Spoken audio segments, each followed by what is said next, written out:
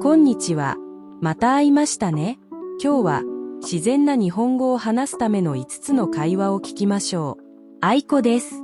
これはトーキージャパニーズです。いらっしゃいませ。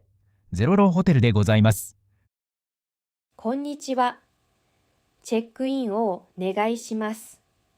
スミスです。スミス様ですね。ご予約を確認いたします。恐れ入りますが、パスポートをお預かりしてもよろしいでしょうか。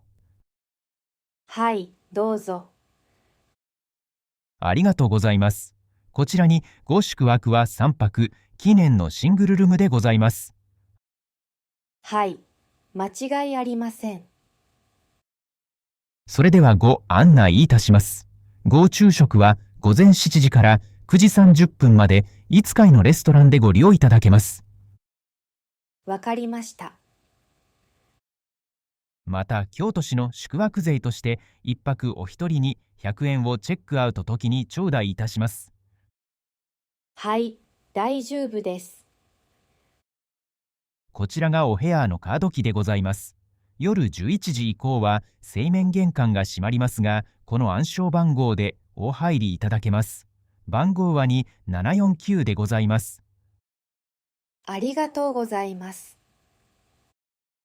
Wi-Fi のパスワード派カードケースの中にございます。何かございましたらフロントまでお知らせください。はい、ありがとうございます。どうぞごゆっくりお過ごしくださいませ。すみません。中止浴について少し聞いてもいいですか？はい、もちろんでございます。ビュッツフェですか？はい、和食と夕食のビュッフェでございます。ベジタリアン向けのメニューもございます。よかったです。予約は必要ですか？いいえ、ご予約は不要でございます。ありがとうございます。今から少しでかけたいのですが、大丈夫ですか？はい、問題ございません。遅くなっても入れますか？はい、夜11時以降は先ほどお足しした暗証番号でお入りください。わかりました。ありがとうございます。お気をつけていってらっしゃいませ。すみません。チェックアウトは何時ですか？チェックアウトは午前11時でございます。荷物を少し預かってもらえますか？はい、チェックアウト後も預かりできます。助かります。ありがとうございます。おはようございます。チェックアウトでございますね。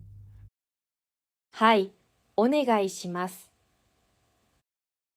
お部屋は問題ございませんでしたでしょうか？はい、とても快適でした。ありがとうございます。それでは宿泊税600円をお支払いいただきます。カードでお願いします。かしこまりました。こちらでございます。また、大荷物はこちらでお預かりいたします。ありがとうございます。夕方に取りに来ます。承知いたしました。本日はありがとうございました。こちらこそありがとうございました。こんにちは。よくできました。このビデオを最後まで見ましたね。練習の結果が出ています。毎日少しずつ日本語がわかるようになっています。もっと上手になりたい人は、ここにある他のビデオを見てください。きっと気に入りますよ。では、また後で。